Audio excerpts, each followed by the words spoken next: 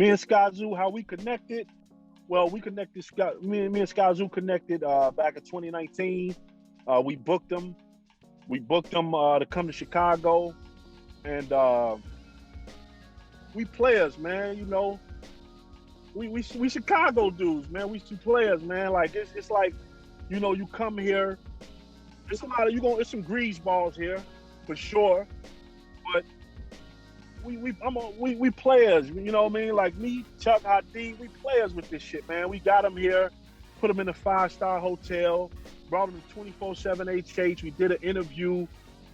He ate good. Not saying that never happened before, but you know what I mean? Like you come to a person's city and you get picked up from the airport. You go somewhere with a person, and the person you with, everybody's saying, "Oh, you with good company. You with the right dude." You know what I mean? He get that a lot while he was with me. So it's like, okay, he looking like shit. And this motherfucker gotta be a cool guy. He ain't no janky promoter. There's a lot of janky promoters out here, but we players, man. We put the man in a 5-star hotel. He ate good, you know, drank good. You know, we went to the Taste. He had never been to the Taste. He in the Taste he danced, you know, it was cool. You know, it was a good time. And that whole night, that whole day, we built to the point to where as though we didn't end up doing a record. The first record we did was What's Your Motivation? And we did that the night he came to Chicago. After going to the Taste, we had a few mixed drinks. Like, we had a good time, man. We ate good. We kicked it. You know what I'm saying? I showed him Chicago the way it should be shown. You know, took him through K-Town, shit like that. It was a dope experience. Took him through Leaders. We had an interview with 24/7 HH. It was beautiful, you know. And we did that record that night. We was tired as fuck. And shit, he gangstered that verse. He wrote that shit and he was sleepy. He did that verse, man, and it was like, man, this dude is a professional. He's a fucking professional. And that wasn't the original beat. When I heard about what he was rapping about, I was like, damn, this dude is rapping about Biggie Smalls on my project, on my verse. I gave that away. Some people have to listen to it to get what I'm saying, but he rapping about Biggie. When I asked, what's your motivation? I explained to him the hook and what's your motivation. I start off as a young kid, then I go up as a older guy, then I get as a grown man status. You know, what's your motivation? It's fast cars or women you chasing, wiping the bar clean or taking vacations. You know, you start off, you wanna chase girls. And then after you chase girls, you're able to get into the club. And what's the thing people want to do in the club? They want to buy out all the fucking drinks to show that they got money. And then after that, you get older, you say, okay, I spent a lot of money, I wasted a lot of money. Let me get into this real estate. Let me get into this and that and this and that. So it's about growth. And when he heard that, he was like, man, that shit is dope. But he took it to another level and he rapped about Biggie Smalls. That's one of my favorite MCs. You know what I'm saying? Like, you try to emulate the greats, and he rapping about this dude on my album. So I said, okay. I went to Hadi. I say, okay, I don't like this beat. In a good way.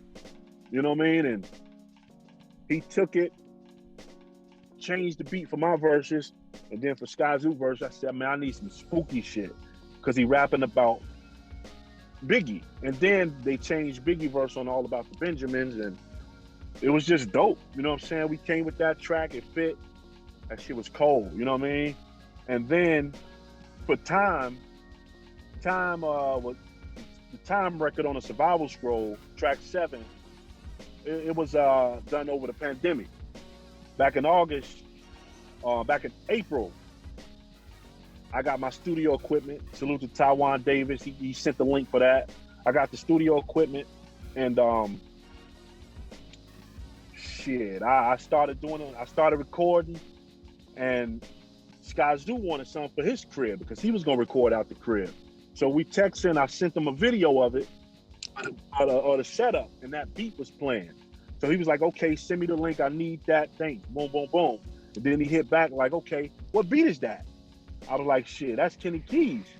He's like, man, that shit is mean coming through the speakers. So my next text was, shit, I'll keep a verse open for you if you want it. He's like, hell yeah, send it. You know, but he was about to get the surgery.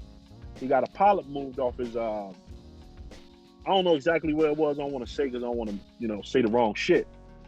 But he got a surgery. He had a surgery on his throat. He was down for a month. Couldn't talk. Couldn't rap.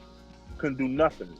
Literally had to write what he wanted to, speak on a dry erase board. And he got it. He was down all August. September came. He was back cool. I sent him, glad you got well, boom, boom, boom. And I asked him, I was like, man, what space are you in as far as recording? Are you still doing all the brilliant things? That's the name of his new project. He was like, yeah. So I was like, man, I still got the time record. If you in the space of doing a feature and still want to do it, what's the deal? Got it to him.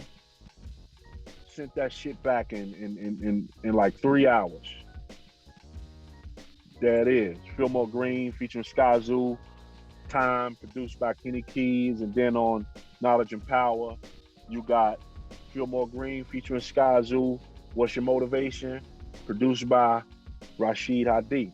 So we got Skyzoo on a Rashid Hadi record and a Kenny Keys record. How fucking dope is that? My relationship with the legendary DJ Scrap Dirty, aka Cuban Butters Sr. Rashid Hadi is Cuban Butters Jr. One of the realest dudes ever, man. My relationship with him, Scrapper called me out of the blue at 1:30 in the morning. You know what I mean? Just to tell me something I'm doing and something I could tweak up and shit like that. Because I could take constructive criticism very well. Like, it ain't nothing you can do to hurt my feelings. It's just, it's what you think. But, not saying that he do that all the time, but he just called me and check up on me and shit like that. I check up on him and shit we need to do. And every time I talk to Scrap Dirty, we talk about the West Side. East Chicago crazy, but DJ Scrap Dirty, he's a legend in this shit, man. Like, he's one of those guys that he's the plug and you won't even know it. Like, he can make a lot of shit get done and that's somebody we need. And he want to see everybody win. Chicago, West Side, no matter what it is, he want to see everybody win. And we need people like that in the game, man. We need people like that, like DJ Scrap Dirty, because there's a lot of dudes out here that really don't have those sentiments towards a person such as myself that's coming up and try to be genuine in everybody else. And he reciprocate that gesture. Like, he's a genuine guy. And that's number love. Like, no matter what it is, he's always gonna be up there to me. Scrap Dirty, that's Unk. You know what I'm saying? That's Unk. So you gotta love a person like that, man. He's a very genuine cat, can DJ his ass off, and go watch his Twitch. Don't never trust a DJ that don't dance. That's Scrap Dirty shit. Salute to DJ Scrap Dirty. Unk. Versus I would like to see on some friendly competition shit, on some legendary versus legendary cats that's still moving and coming up. I would like to see